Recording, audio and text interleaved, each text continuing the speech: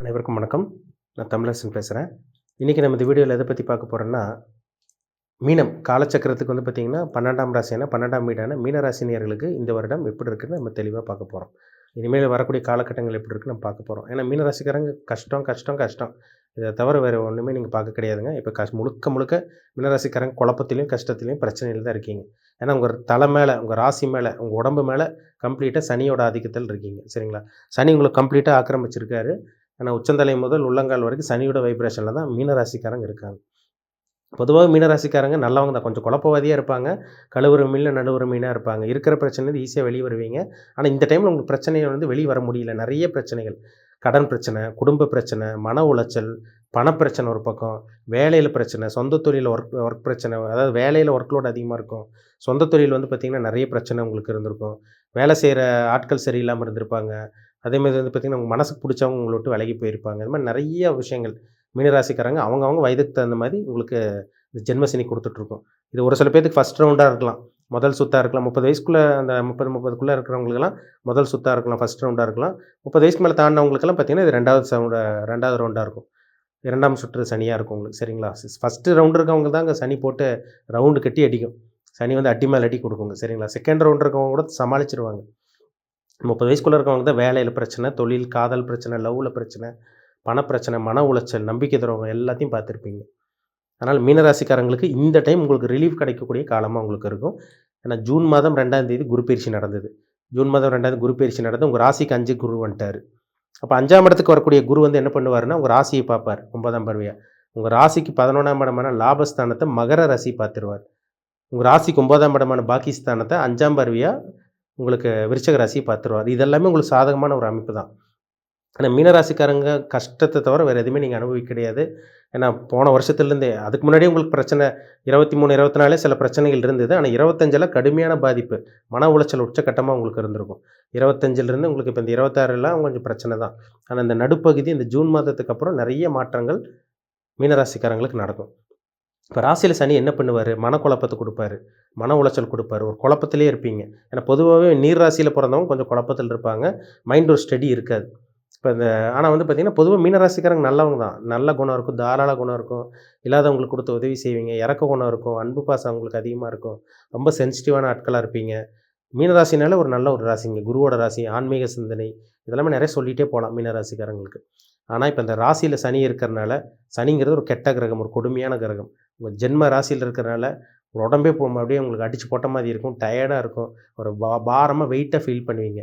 இப்போ இந்த குருவோட பார்வை உங்கள் ராசியை பார்க்குறனால பிரச்சனைலேருந்து ஈஸியாக வெளியே வந்துடுவீங்க. அதனால் கவலைப்படாதீங்க. இந்த டைம் நடக்காத சில விஷயங்கள்லாம், தடங்கலான விஷயங்கள்லாம், மன உளைச்சல், பணப்பிரச்சனை, வாழ்க்கையில் இப்படி அழுது அழுது நொந்து நூடுல்ஸ் ஆனீங்க பார்த்தீங்களா? அழுந்து புலம்புன மீனராசிக்காரங்க நிறைய பேர். ஜாதகம் பார்க்க வரவங்க மேக்ஸிமம் மீனராசிக்காரங்க தான். அப்படியே அழுது புலம்புனீங்க பார்த்தீங்களா? அந்த பிரச்சனையில தான் அப்படியே கொஞ்சம் கொஞ்சமாக உங்களுக்கு சொல்யூஷன் கிடைக்கும் இந்த குரு பார்வை விழுகிறனால. இந்த 5ஆம் இடத்துல இருக்க குரு என்ன பண்ணுவார்? உங்களுக்கு வந்து பார்த்தீங்கன்னா குழந்தை பாக்கியத்தை கொடுப்பார். குழந்தை பாக்கியம் இல்லைன்னு சொல்லிட்டு இருந்தவங்க, அசிங்கப்பட்டு இருந்தவங்க, நிறைய பரிகாரம் பண்ணியிருப்பீங்க. அக்கம் பக்கத்தில் ஏதோ சொல்லியிருப்பாங்க, சொந்தக்காரங்க ஏதோ பேசியிருப்பாங்க. இந்த டைம் உங்களுக்கு புத்திர பாக்கியம் கிடைக்கும். திருமணம் ஆகாமல் இருக்கா, இந்த டைம் உங்களுக்கு கல்யாணம் நடக்கும். 7.5 சனியில் தாங்க மேக்ஸிமம் பாருங்கள். 7.5 சனி இந்த ஜென்ம சனியில் தான் சனி ஏதோ ஒரு அனுபவத்தை கற்றுக் கொடுப்பார். ஒரு வாழ்க்கையில் தேவையான சில விஷயங்களை கொடுப்பார். இந்த டைமில் தான் உங்களுக்கு திருமணம், புத்திர பாக்கியம்லாம் உங்களுக்கு கிடைக்கணும். அதனால் திருமணம் ஆகாமல் இருக்கவங்களுக்கு இந்த வருஷம் கல்யாணம் ஆயிரும், இல்லைன்னா புத்திர பாக்கியம் கிடைக்கும். இந்த மாதிரி நல்ல விஷயங்கள் உங்கள் வாழ்க்கையில் நடக்கும். சரிங்களா? அதேமாதிரி வந்து பார்த்திங்கன்னா உங்களுக்கு வந்து பார்த்திங்கன்னா குரு 9ஆம் இடத்தையும் பார்க்குறாரு. இப்போ அப்பாவோட ஆரோக்கியத்தில் சில பிரச்சனை. ஏன்னா ஜென்மசனி 7.5 சனி வந்தால் அம்மாவோட ஆரோக்கியத்தில் ஏதோ பிரச்சனை இருக்கும். இப்போ இந்த டைமில் வந்து அப்பாவோட ஆரோக்கியத்தில் இருந்த பிரச்சனைகள் கொஞ்சம் ரெடி ஆகும். ஒரு சில பேர்த்துக்கு பூர்வீக சொத்து கைக்கு வரும்.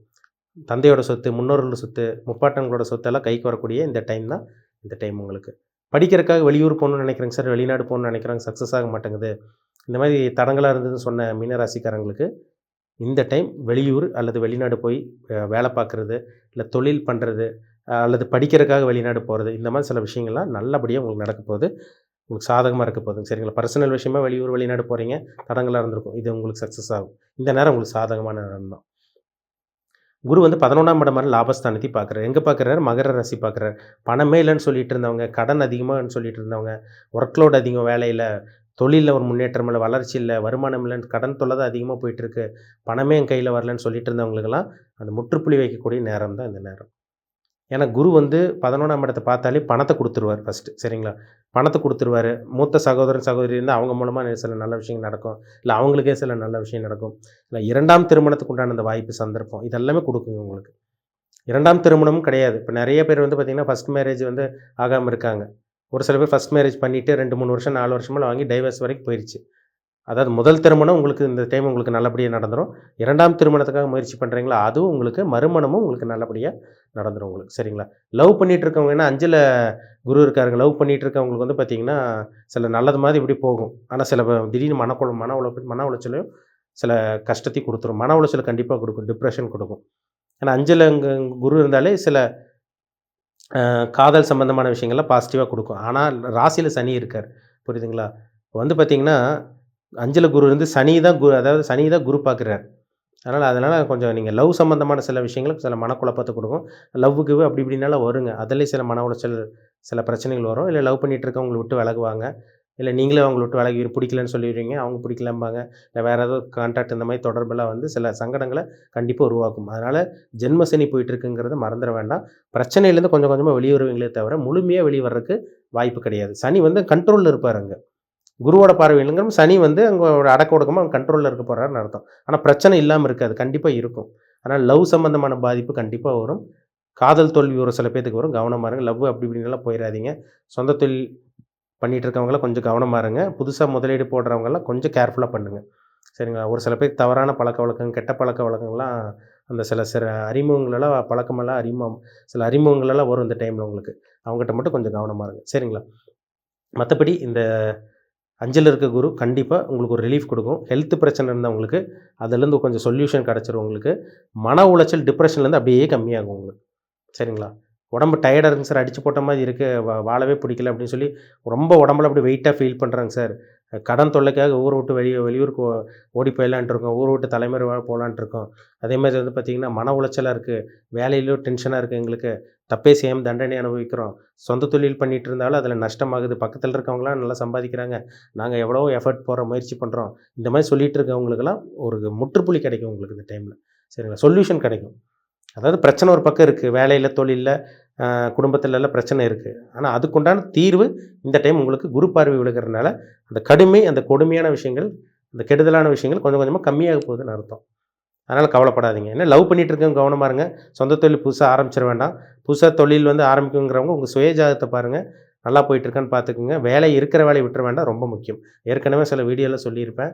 புதிய வேலை, புதிய முயற்சி இதெல்லாம் இது பண்ண வேண்டாம். மத்தபடி வீடு வாங்குறது, ஒரு நிலம் வாங்குறது, நல்ல விஷயத்துக்காக செலவு பண்றது.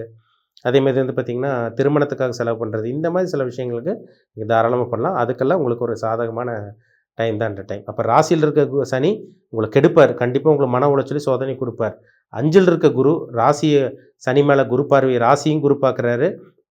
அதான் வந்து பார்த்தீங்கன்னா, உங்க ராசிநாதன் குரு 5ல் இருந்து ராசி குரு பார்க்கறனால, உங்கள நீங்க சமாளிச்சுக்க போறீங்கன்னு அர்த்தம். எப்படி இருந்தாலும் பிரச்சனை வரும். அந்த பிரச்சனைய உங்களால ஈஸியா ஓவர் கம் பண்ணி, ஈஸியா உங்களால வெளிய வர முடியும். ஈஸியா சமாளிக்க முடியும் உங்கனால. அதனால கவலையப்படாதீங்க. உங்க ஜாதகத்தில என்ன தசாபுத்தி போகுதுன்னு பாருங்க. நீங்க ஃபர்ஸ்ட் ரவுண்ட் 7 1/2ல் இருக்கீங்களா? இல்ல செகண்ட் ரவுண்ட்ல இருக்கீங்களா? இல்ல 3வது சுத்துல இருக்கீங்களா? பாருங்க ரொம்ப முக்கியம். ஏன்னா வந்து நீங்க என்ன நட்சத்திரம்? அதாவது பூரட்டாதி நட்சத்திரமா? இல்ல உத்திரட்டாதி நட்சத்திரமா? ரேவதி நட்சத்திரமா? என்ன நட்சத்திரம்? என்ன நட்சத்திர பாதத்தில பொறந்தீங்க? உங்க வயசு என்ன? என்ன தசாபுத்தி போகுது? அந்த கிரகம் உங்களுக்கு சாதகமா இருக்கா? பாதகமா இருக்கா? இது பார்த்தா தான் நம்ம டீப்பா தெளிவா சொல்ல முடியும். சரிங்களா? பொதுவா மீன ராசிக்காரங்க இப்ப கஷ்டத்துல இருக்கீங்க. அதுல மாற்றமே கிடையாது. மன உளைச்சல்ல இருக்கீங்க. பிசினஸ் சரியா இருக்காது. வியாபாரம் டல்லா இருக்கும். சரி வேலை நிம்மதி இருக்காது. மன உளைச்சல் இருக்கும். சரியான தூக்கம் இருக்காது. ஆனா, அந்த ஜூன் மாதத்துக்கு அப்புறம் அப்படியே படிப்படியா உங்களுக்கு கம்மியாக போகுது. பயன்படுத்திக்கங்க. உங்க சுய ஜாதகத்த செக் பண்ணுங்க. அது உங்களுக்கு சாதகமா, பாதகமா இருக்கான்னு வச்சு தான் நம்ம முடிவு எடுக்க முடியும். சரிங்களா? நல்ல நேரம் எப்ப ஆரம்பிக்க போகுது? இல்ல கெட்ட நேரம் முடிஞ்சிருச்சா? இல்ல நல்ல கிரகத்தோட தசாபுத்தி நடக்குதா? அது எத்தன வருஷத்துக்கு இருக்கும்? இல்ல எத்தன வருஷத்துக்கு வந்து பாசிட்டிவா இருக்கும், நெகட்டிவா இருக்கும்? இல்ல உங்களுக்கு சாதகமா போயிட்டுருக்கா? இது பிறப்பு ஜாதகம், லக்னம், லக்னாதிபதி மற்றும் ராசி அதிபதி மற்றும் சுக்கிரன் இதெல்லாம் வச்சு பார்த்தா தான் எப்படி நீங்க இருக்க போறீங்கன்னு நம்ம முழுமையா பார்க்க முடியும். சரிங்களா? மத்த கிரகத்தையும் சேர்த்தி பார்த்தா தான் நம்ம சொல்ல முடியும். அதனால உங்க பிறப்பு ஜாதகத்த பார்த்துக்கங்க. மீண்டும் அடுத்த பதிவில் சந்திக்கும் வரை உங்களிடமிருந்து விடைபெறுவது உங்கள் ஜோதிடர் தமிழரசன். நன்றி, வணக்கம்.